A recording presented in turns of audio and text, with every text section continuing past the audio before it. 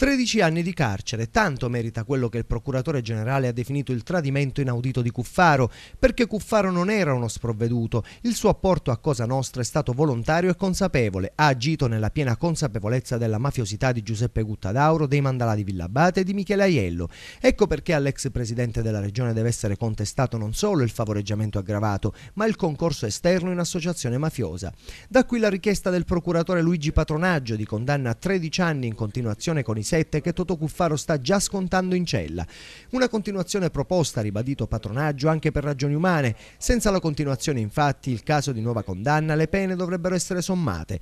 Non bisogna però, secondo il rappresentante dell'accusa, farsi ingannare dalla buona fede di Cuffaro Vasa Vasa quando baciava degli assassini. Lo stabilito la Cassazione e su questo punto non possiamo tornare indietro. Grave il giudizio su Cuffaro perché gravi sono i fatti che gli vengono contestati. Passando notizie riservate su indagini in corso, ha evitato che Provenzano e Messina Denaro venissero arrestati, ha permesso alla mafia di Villabate di riorganizzarsi e a Aiello di continuare ad arricchirsi.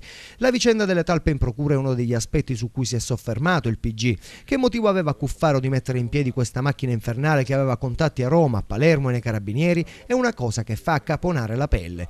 Infine Patronaggio ha rilanciato dubbi mai risolti e sollevato nuovi interrogativi. Chi era la fonte romana da cui Cuffaro prendeva le notizie? Quali erano gli interessi economici da proteggere? A chi facevano capo? Luigi Patronaggio bolla come tecnicamente errata la sentenza di primo grado che prosciolse Totò Cuffaro sulla base del principio del ne bis in idem. Siamo di fronte a un gravissimo scambio politico-mafioso. Ci sono fatti nuovi, ha aggiunto il PG. Abbiamo cercato di leggere il materiale probatorio in maniera unica, senza parcellizzazione. Questo lavoro il GUP non lo ha fatto. Il giudice non ha dedicato una sola riga per spiegare chi era Michele Aiello e i suoi rapporti con Provenzano. Non ha dedicato una sola riga alla rete di talpe. Siamo di fronte a quegli episodi gravissimi che rendono invincibile il potere mafioso. Questa rete non serviva ad Aiello solo per trovare voti, ma le informazioni servivano per proteggere Provenzano e Matteo Messina Denaro, ha concluso.